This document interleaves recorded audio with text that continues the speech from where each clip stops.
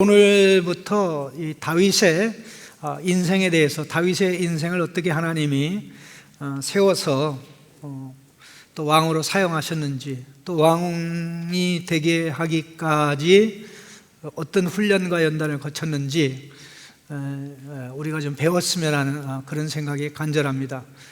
우리는 다윗의 인생의 결론 부분부터 3번 말씀을 들었잖아요. 그게 이제 그때 그 상황은 피크에 갈 상황이고, 다윗이 얼마나 출발할 때 참 아무도 알아주지 않는 사울이 왕으로 기름 부음 받을 때는 온 세상이 들썩할 정도로 관심과 또 열망이 컸었습니다. 그러나 다윗이 왕으로 기름 붓는 과정을 보면 사람은 하나도 원하지 않고 오직 하나님 혼자 원하셨다. 하나님 혼자 원하셨다. 마치 그것을 보면 제 느낌은 아담이 지음받았을 때 영광스럽고 존귀한 모습, 그러나 둘째 아담 예수 그리스도가 왔을 때는 아무도 주목하지 않는 그 초라하고 또 이 비참한 그런 모습을 예비적으로 보는 것과 같은, 물론 예수님은 다윗 자손이기 때문에 이 다윗의 모습 속에 오실 예수 그리스도의 초라한 모습들이 그려질 수밖에 없는 것이죠. 여러분들이 구약 성경을 보면서 꼭 3가지를 기억해야 되는데, 사건, 인물, 제도. 사건, 인물, 제도. 이벤트, 하나님 백성에게 일어나는 일들, 이게 사건이죠. 그리고 하나님 백성을 이끌어가는 인물들, 그리고 하나님 백성을 이끌어가는 제도가 있습니다. 성막 제도, 또 제사장, 왕, 선지자 제도 등등, 희생절기, 이런 이 제도들, 사람도 그렇고 이 사건도 그렇고 이 각종 제도, 이 모든 게 예수 그리스도의 모습을 예비적으로 그려주는, 인간이 얼마나 예수 그리스도가 필요한지를 알려주는 그런 암시입니다. 그래서 그런 것을 보면서 나가면 그렇구나, 예수님의 모습이 이렇게 여기에 숨겨져 있구나, 이런 것을 확인할 수 있는 줄로 압니다. 참 사람이 거의 다 사람이 다 똑같은데 정말 결과적으로는 하나님 앞에서 정반대의 길을 갈 때가 굉장히 많습니다. 여러분, 사무엘, 사울이라는 단어를 보면, 사무엘이라는 단어는 하나님이 들으셨다, 또 사울은 하나님께 묻다, 하나님께 묻어서 응답받다, 그런 뜻이라 거의 비스무리해요. 또 거의 똑같아요. 그 다음에 히브리어 알파벳도 사무엘과 사울을 보면, 사무엘에게는 우리 한글의 미음에 해당되는 영어로 M, 그 M자 하나만 달라요. 사울에게는 맴, 그 히브리의 맴, 영어의 M에 해당되는 그 단어만 없어요. 그리고 나머지는 다 똑같아요. 그런데 뚜껑을 열어보니까 하나님 앞에서는 정반대다. 겉으로는 사람이지만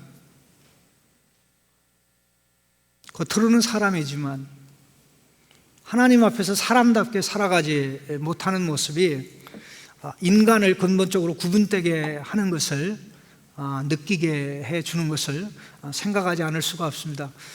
오늘 아침에 교회 오려고 이렇게 막 준비하면서 하는데 계속 요즘에 우리가 불렀던 찬양이 생각나는 거 있죠. 이것이 행복이로다, 이것이 뭐뭐처럼 사는 거, 이것이 행복이로다, 등등 이런 생각이 났었는데, 과연 그렇습니다. 하나님의 자녀로 사는 게 행복이죠. 하나님의 자녀로 사는 게 성공이죠. 여러분 그렇게 생각 안 합니까? 하나님의 자녀로 말하는 게 그게 영광이죠. 그런 모습을 가장 잘 보여준 인물 중에 하나가 사무엘입니다. 참 사무엘은 이 어려운 시대에, 전환기 시대죠. 사사시대에서 왕정시대로 넘어가는 그 과도기에 그 새로운 인물을 세우는 역할을 하고 본인 자신은 또 새로운 인물과 같은 역할도 합니다.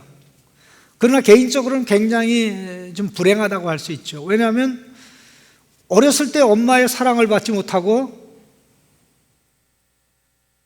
이 강도의 소굴같이 된 실로의 성막에서 자랐잖아요. 어린 나이에 젖대고 엄마가 자기 의사와는 상관없이 내가 너를 하나님 앞에 서원했기 때문에 너는 교회 가서 살아야 돼, 성막에 가서 살아야 돼 해가지고 그 오만 더러운 것을 다 보면서 자랐잖아요. 예? 그런 거 보면 참 개인적으로 굉장히 불행했던 인물이고, 더 나아가서 이 아들들이 아버지를 본받으면 얼마나 좋아요. 아들들이 아버지를 본받질 않아요. 이 사무엘이 늙으면서 아들들이 뭐 이 뇌물을 받고 돈을 받고 재판을 하고 막 그랬어요. 그에 가는 백성들 가운데 원성이 잦아져 가지고 결국 우리에게도 우리를 다스릴 왕이 필요합니다.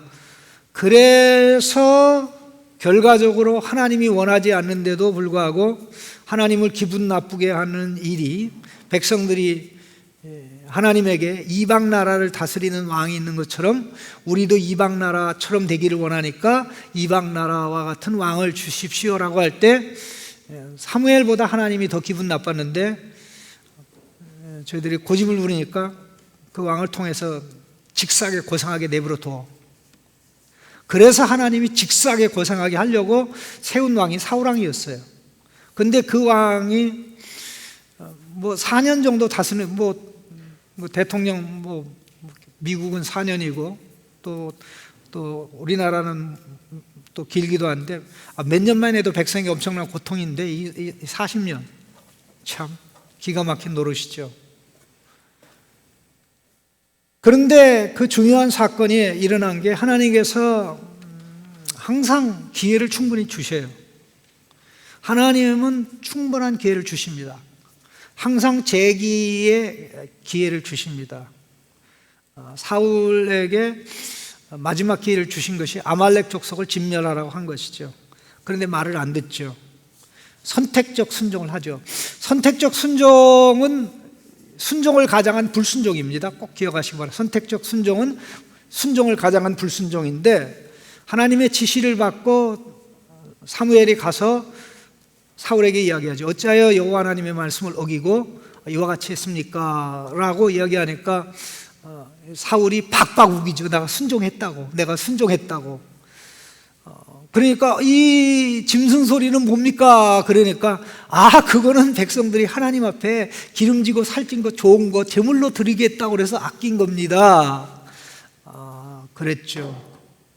그래도 이제 죄를 지적을 했습니다마는 회개할 마음이 없었죠. 그때 하나님께서 왕이 하나님 말씀을 배척했기 때문에 하나님이 왕을 배척하여 더 이상 왕이 되지 못하게 하였습니다. 바로 그 무렵이 대략 사울이 왕이 된 지 25년 차 정도 됩니다.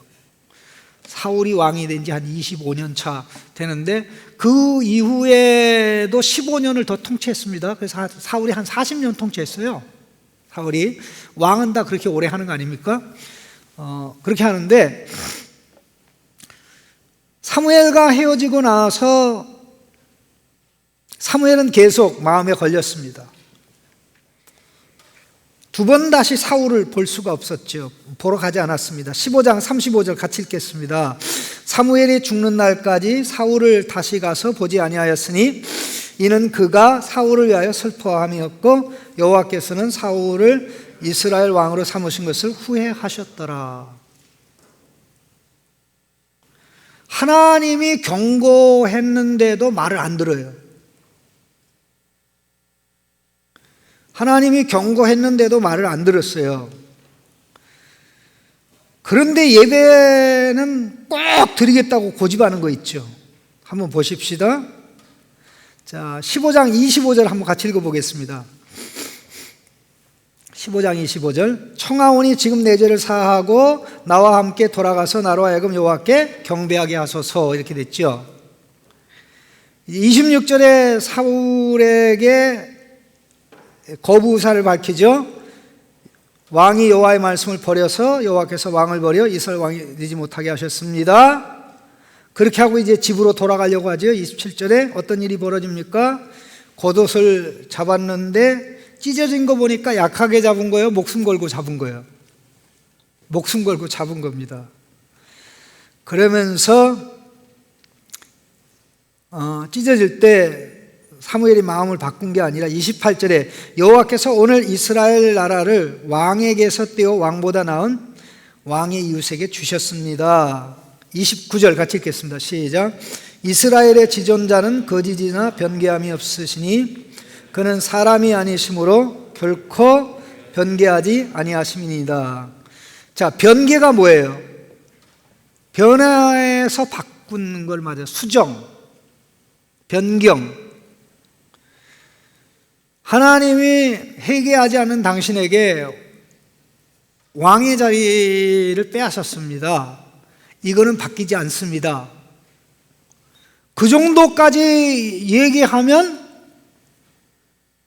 회개해야 되죠. 그렇죠? 말 안 듣는 자식에게 엄마가 너 그러려면 집 나가! 너 그러려면 집 나가!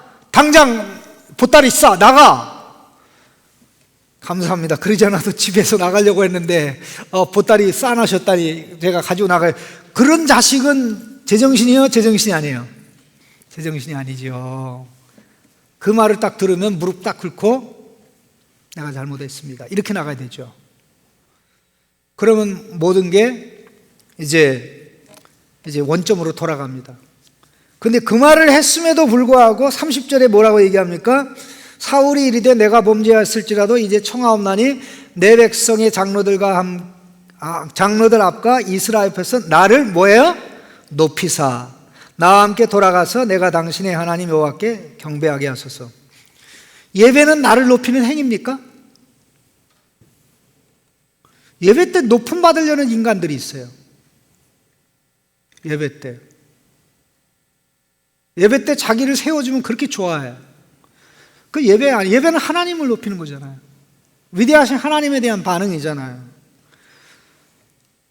당연히 하나님의 말씀을 개무시하고 완전히 깡무리 무셨으니까 그런 회개하지 않은 왕과 예배하지 않는 것은 사무엘로서는 당연히 해야 될 것이죠. 그런데도 정신을 차리지 못하고 결국 사무엘이 그렇게 안 하면 사울에게 얻어맞게 생겼으니까, 죽게 생겼으니까 마지못해 예배를 하고는 헤어진 겁니다. 헤어져서는 두 번 다시 만나지 않게 되는데 사무엘의 심정은 좀 그날부터 죽는 그날까지 사울을 만나지 못하지만 눈물을 흘립니다. 하나님, 그래도 불쌍히 여겨주세요. 사울을 왕을 변화시켜서 그래도 왕노릇하게 해주세요. 어느 나라가 왕의 자리에서 떠나 살아있는 동안 왕의 자리에서 물러나 다른 사람이 왕이 되는 경우가 어디 있습니까? 왕의 재임 기간이 언제죠? 죽을 때까지잖아요. 죽을 때까지. 우리나라도 그렇죠. 왕의 재임 기간은 죽을 때까지예요. 왕이 스스로 아들에게 후왕에게 물러주겠다 하고는 상황으로 다 통치하잖아요. 그래서 상황으로 있는 동안 신하들은 새 왕을 계승자를 눈치 보는 게 아니라 뒤에서 있는 왕의 눈치를 더 보죠.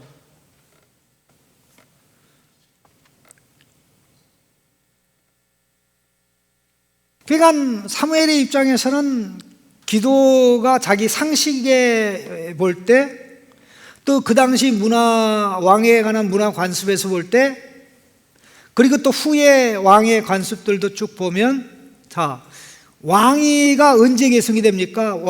부왕이 죽으면 아들 중에 하나에게 왕위가 계승되잖아요. 그러니까 상식적으로 볼 때 사무엘이 하나님 앞에 울면서 기도하고 사울이 변화되고 왕으로 역할하기를 원합니다. 하나님 마음 바꿔주세요. 이렇게 한 것은 상식적으로 잘못된 기도입니까? 상식적으로 타당하고 합당한 기도입니까? 예, 상식적으로 타당하고 합당한 기도예요. 상식적으로 타당하고 합당한 기도예요. 기도는 근본적으로 하나님 말씀에 대한 반응입니다. 기도는 뭐라고요? 하나님 말씀에 대한 반응입니다. 바로 이해된 하나님 말씀에 대한 반응인데, 그렇게 기도하는데 하나님이 어느 날 사무엘에게 말씀하신 겁니다. 내가 언제까지 슬퍼하며 지내겠냐?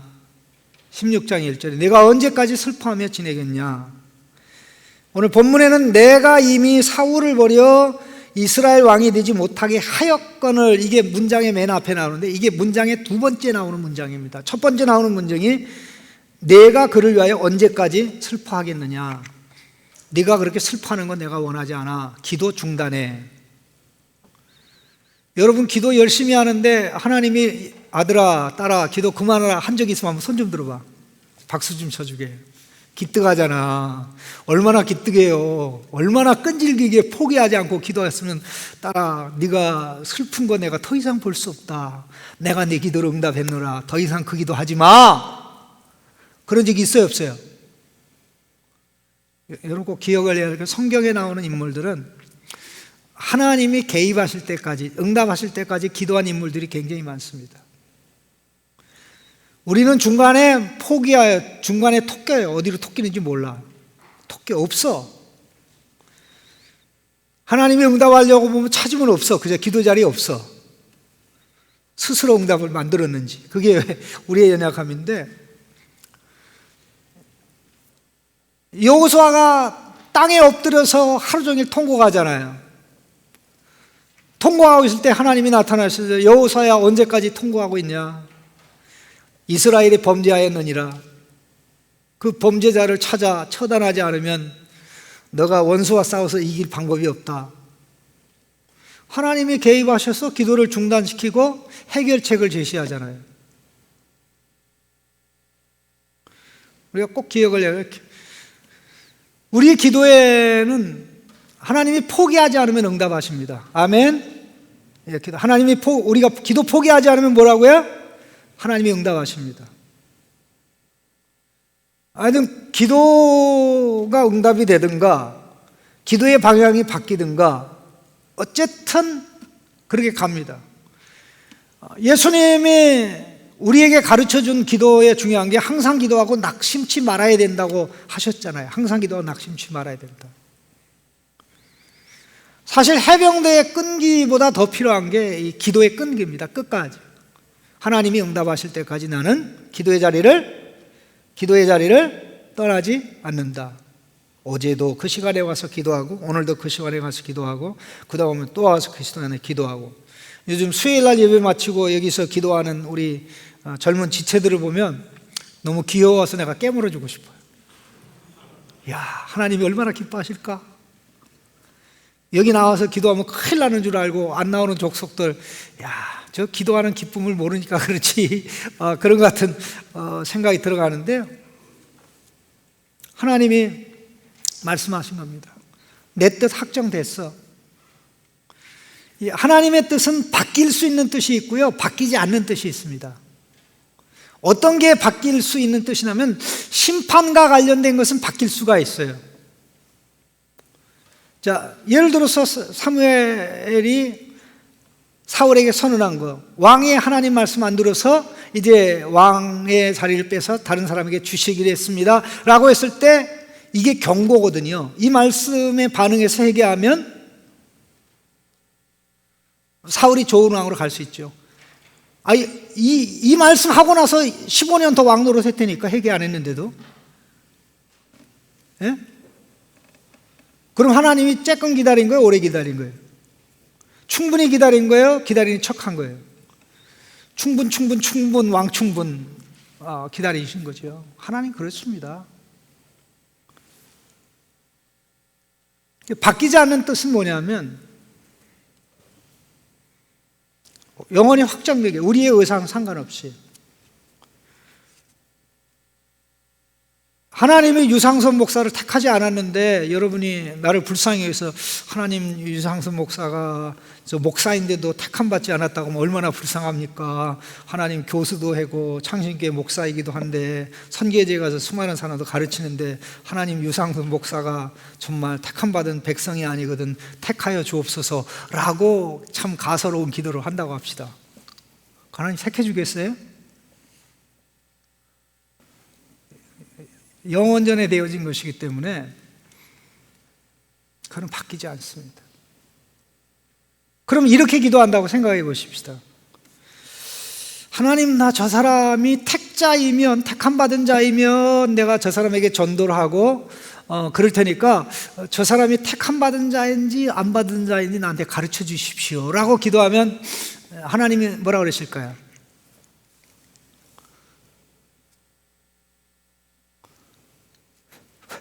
아무 말씀 안 하세요.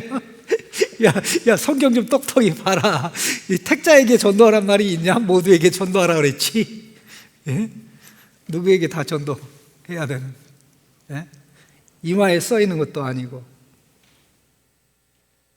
기도는 하나님의 뜻에 대한 반응이기 때문에 내가 생각했던 하나님의 뜻하고 하나님이 개입하셔서 알려주시는 것이 다를 때에는 반드시 성령을 통해서 역사하시는 그것을 받아들여야 되죠. 그런데 굳이 하나님의 뜻을 바꾸겠다고 기도하는 인간들이 있어요. 그렇게 안 할 줄로 믿습니다. 저는 굉장히 이게 좀 충격적인 사건인데 몇 가지가 있는데 그 중에 하나만 얘기하겠습니다.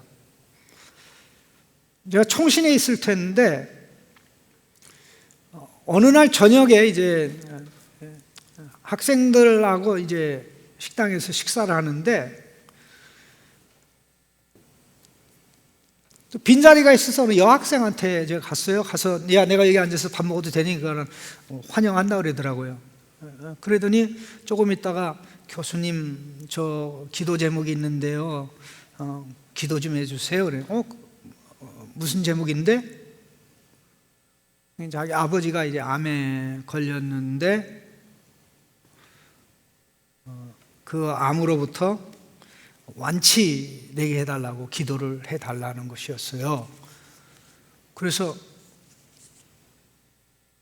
그 완치되는 게 하나님의 뜻이면 그렇게 기도할 수 있지만 만일 그게 아니라면 내가 어떻게 그렇게 기도할 수 있냐? 나는 너의 암에 걸린 너의 아버지에게 하나님의 뜻이 이루어지도록 기도할게 라고 얘기하니까 이 자매가 아멘으로 받은 게 아니라 그러려면 기도하지 마세요. 그러려면 기도하지 마세요. 하나님의 뜻이면 우리 아빠 죽는 거잖아요. 그러는 하나님의 뜻이면 우리 아빠 죽는 거잖아요.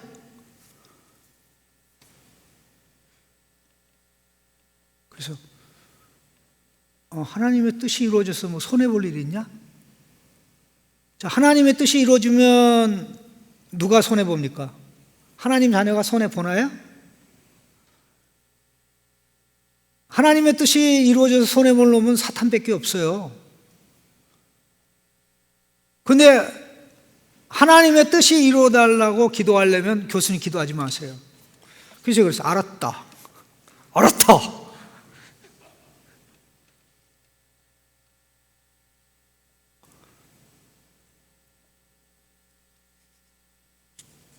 하나 더 얘기할게요. 하나만 얘기한다 그랬는데 이것도 너무나 충격적인 거예요. 하나님의 뜻과 기도와의 관계에 대해서 이런 이야기를, 기도는 하나님의 뜻에 대한 반응이고 하나님의 뜻을 이루는 거라고 얘기했더니 그 말씀에 은혜를 받은 어떤 학생이 교회 가서 교회 그 교역자 중 하나에게 그런 얘기를 했더니 기도는 하나님의 뜻을 이루는 것이면 나 기도 안 할래. 기도 안 해도 하나님의 뜻은 이루어지잖아. 바보 같은 얘기를 했다고 또 그 친구가 와서 나한테 얘기를 해주더라고요. 이렇게요, 사실 이 하나님의 뜻을 참 이상하게 이해하는 사람들이 굉장히 많습니다. 하나님의 뜻은 욕심의 바탕을 둔 것이 아니라 하나님의 지혜, 능력, 선하심, 거룩하심, 온전하심, 영원한 작정과 계획에 근거해서 된 거기 때문에 하나님의 뜻이 이루어져서 손해볼 일은 하나님을 대적하는 사람 외에는 아무에게도 없습니다. 그래서 그 뜻을 구하는 것이고, 사무엘이 이렇게 위대한 선지자였음에도 불구하고, 왜 사무엘이 위대한 선지자냐면은 선지자 중에 1번 타자예요. 1번 타자, 넘버원이에요. 모세가 선지자 넘버원이 아닙니다. 본격적으로 선지자의 라인이 있는데, 선지자 라인의 first, 넘버원에 해당되는 게 사무엘 선지자입니다. 사무엘이에요. 두 사람을 왕으로 기름 부을 정도면 뭐 대단한 인물 아닙니까? 그런데 그가 하나님의 뜻 앞에 무릎을 딱 꿇잖아요. 그런데 순종하려고 해보니까 문제가 있어요. 굉장히 지혜롭습니다. 이 일을 누가 맡기는데 그 일을 감당할 때 예상되는 어려움을, 그 일을 하는 실행하는 가운데, 추진하는 가운데 발생할 수 있는 문제, 어려움을 예상할 수 있는 지혜가 있어야 돼요. 네? 직장에서 무슨 상사가 뭐를 딱 맡기는데 아무 생각 없이 그냥 딱 그런 게 아니라, 이런 일이 있는데 이런 일을 제가 맡아서 수행할 경우에 이런 문제가 발생될 수 있는데 이런 문제는 어떻게 하죠? 이런 문제만 해결해 주신다면 제가 기꺼이 하겠습니다. 여러분, 이런 지체가 되는 게 굉장히 중요합니다. 여러분, 창세기 24장에 아브라함의 종이 얼마나 똑똑한지 아세요? 너 내 허벅지 밑에다 손 놓고 맹세할 때 예 하고 단지 맹세한 게 아니라 너 가서 내 아들 색시감을 구해오라 그랬을 때 알았습니다 하고 아무 생각 없이 간 게 아니라 거기 가서 발생될 수 있는 모든 것을 다 미리 계산하죠. 이런 일이 A라는 문제가 발생하고 B라는 문제가 발생하고 C라는 문제가 발생했을 때 내가 이를 어떻게 처리합니까? 그러니까 A에 대해서는 이렇게, B에 대해서는 이렇게, C에 대해서는 이렇게 하면 돼. 그러니까 똑똑한 거예요. 네? 무턱대고 아무 생각 없이 하겠습니다. 사무엘 봐요. 2절에 사무엘이 이르되 내가 어찌 갈 수 있사오리까? 사울이 들으면 나를 죽일 것입니다. 뭐 나이 많은데 뭐 죽으면 어때요? 순견데. 예? 근데 이게 사무엘이 죽는 거로 끝나냐 이 말이죠. 완전히 사람이 많지 않은 베들레헴은 완전히 초토화될 것입니다. 왕을 반역한 마을 해가지고. 예? 하나님, 나 순종하기 원합니다. 그런데 이런 문제가 발생하는데 이걸 어떻게 했으면 좋겠습니까? 하나님이 기도하는 우리에게 뜻을 알려줄 때 우리 받아들여야 됩니다. 순종해야 됩니다. 아멘? 근데 순종하려고 할 때 문제가 생겨버려요. 그래서 못하겠습니다가 아니라 하나님, 이런 문제가 발생하는데 이런 문제가 있을 수 있는데 어떻게 해야 되겠습니까? 도와주세요. 하나님 방법 열어주셔요. 꼭 기억하시기 바랍니다. 여러분, 회사 다니잖아요. 대부분 회사 다니는데 회사에서 상사가 프로젝트를 맡길 때 프로젝트를 실행하는데 필요한 인력과 자원을 줍니까 안 줍니까? 야, 그거 다 사비로 해 그래요? 예? 여진이 형제, 그거 사비로 하라고 그래요? 예? 시간 줄 것이고 자원도 줄 것이고 필요하면 인력도 줄 것이고 거기서 발생되는 모든 문제 너가 바르게 하고자 하는 데서 발생하면 내가 다 회사가 다 책임지다 그러잖아요. 하나님이 그러셔요. 그보다 훨씬 더 잘하지. 아멘?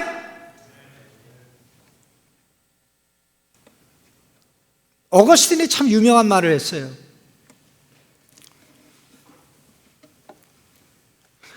율법은 날르라고 명령하면서 날 수 있는 날개를 안 준다고 그래요. 날개 없는데 어떻게 날라요?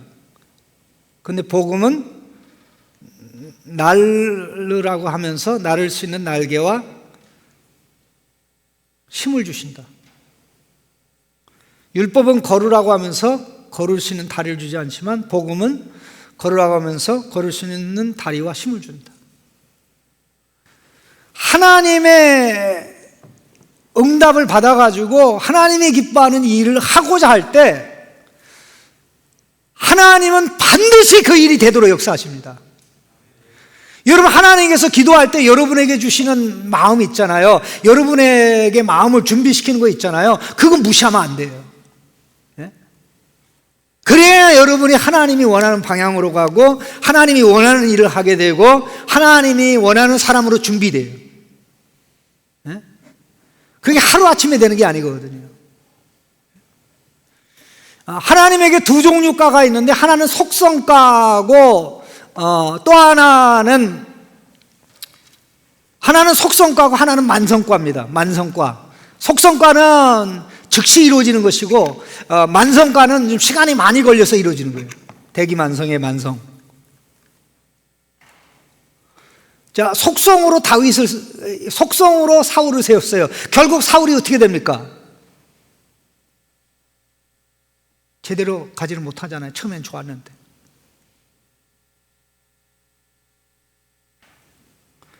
속성으로 세워지는 사람은요, 끝이 안 좋아요.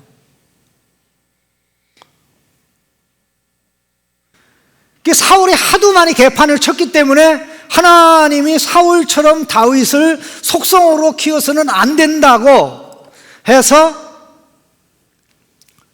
연단의 과정을 거쳤던 것입니다. 아브라함에게는 아주 고생을 많이 시켰죠. 그러다가 이삭 때는 고생을 덜 하죠.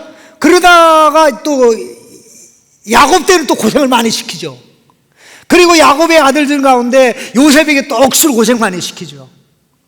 그런데 많이 오랜 시간을 거쳐서 다듬어진 사람이 결국 위대한 인물이 되죠. 이게 하나님의 방법이에요. 예수님이 오셔서 오자마자 구원사역을 한 게 아니에요. 준비, 30년이라는 준비. 30년의 삶을 살기 위해서 아담의 타락 때부터 준비하시고 알려주셨잖아요. 그 과정이거든요.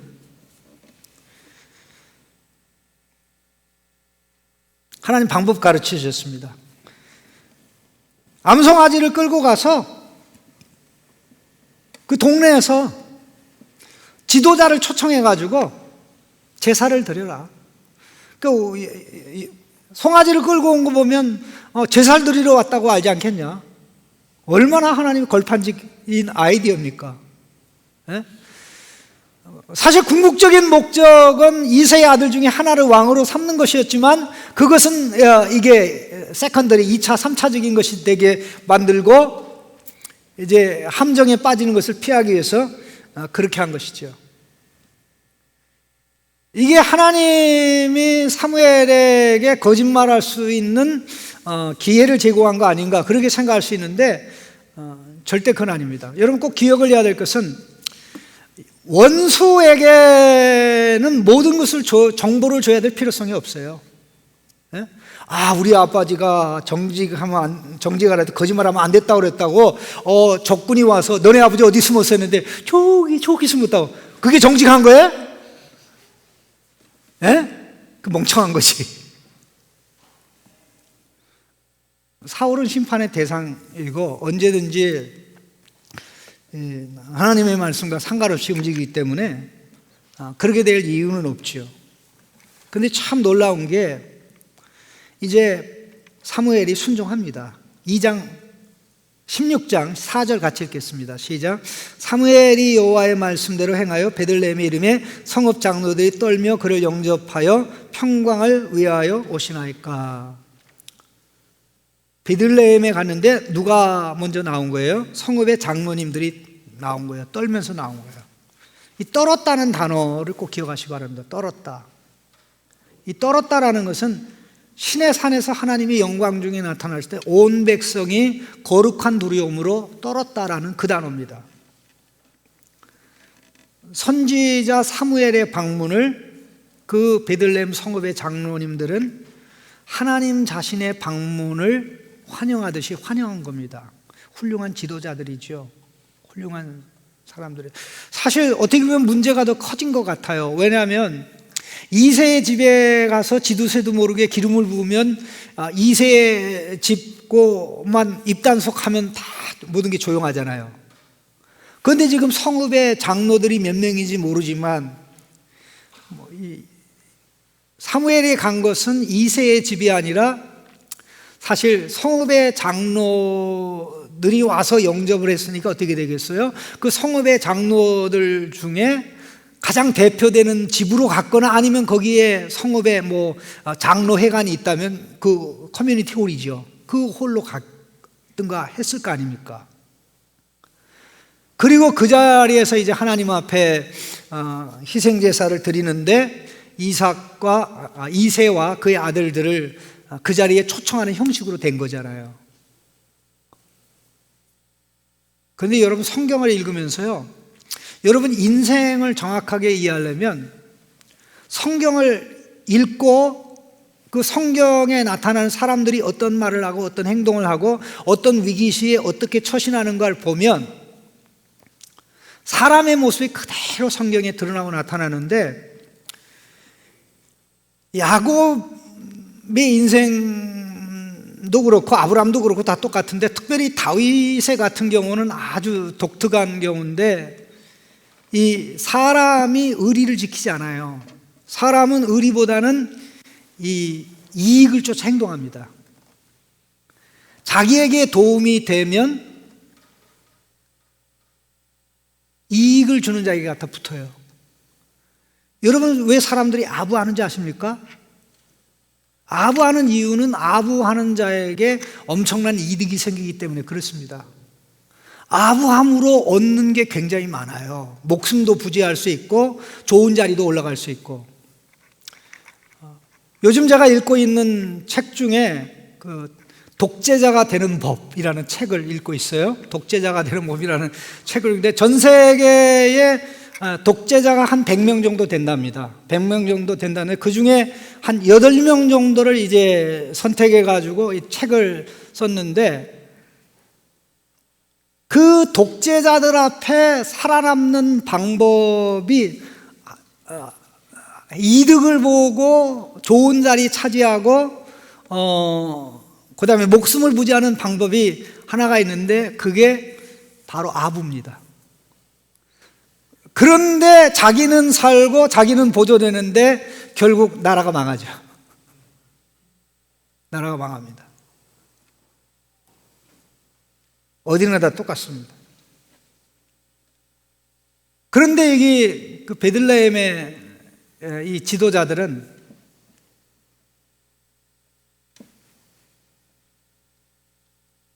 선지자가 와서 제사 드리고 이세 아들 중에 하나를 왕으로 기름 부었다라는 사실을 절대 입도 뻥끗 안 했죠. 예외적입니다. 그런 동네에서 메시아가 탄생하기를 기뻐하신 거죠. 그런 베들레헴 에브라다에서 다윗 자손 예수 그리스도가 탄생하신 거죠. 그들은 의리가 있었고 하나님의 말씀을 따라서 움직일 줄 아는, 동네는 크지 않았지만 정말 다윗을 지키기 위해서, 물론 그 다윗이 그들이 왕으로 삼고자 하는 인물은 아니었습니다. 다음 주에 설교하겠지만 전혀 예상 밖의 인물이죠. 사무엘도 다윗을 예상하지 않았고 이새 다윗의 아버지도 예상하지 않았고 형들도, 6 형들도 예상하지 않았고 성읍의 장로들도 아무도 기대 안 했는데 어디서 굴러온 것 같은 이 애를 기름 부었는데 그걸 다 그대로 수용하죠. 그들이 사무엘을 하나님의 사람으로 받았기 때문이죠. 사무엘이 하나님의 말씀대로 행한다고 믿었기 때문이죠. 우리는 하나님의 말씀대로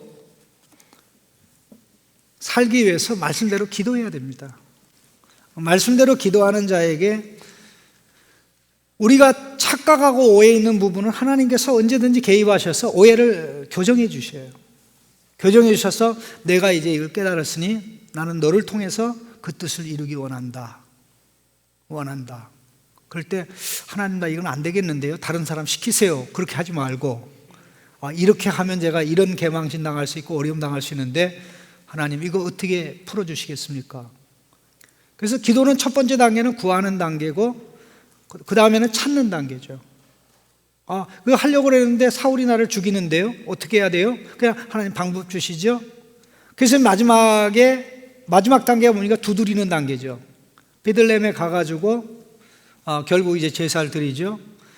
이세 아들들 하나하나 보냈는데 아니잖아요. 첫째 아들인 줄 생각했는데 no, 둘째 아들 no, 셋째 아들 no, 다지는 no. 없어. 하나님 없네요. 두드려. 자네 아들 다 모였나? 하나가 있는데 여기 올 필요가 없다고 생각해서 그냥 양들하고 놀라고 그랬는데요. 불러와. 불러오기 전에 내가 밥 안 먹어. 왔잖아요. 구하고 찾고 두드려. 이러한 단계에서 기도의 기쁨을 누리는 사람은 기도하면 죽인다고 그래도 기도해요. 왜? 그 기도를 통해서 하나님의 뜻을 이루고, 내 손발이 하나님의 뜻을 이루고, 또 그걸 통해서 역사가 이루어지는 것을 삶의 현장에서 보니까, 저는 이런 기쁨이 있는 우리 젊은 지체들, 여러분들이 되기를 주님의 이름으로 축복합니다. 여러분 기도하다가 포기했습니까? 포기하지 마세요. 하나님이 개입하실 때까지 기도하고 부르짖고 간구하고, 하나님 이제는 역사해 주세요. 여러분이 포기 안 하면 하나님이 하실 일을 합니다.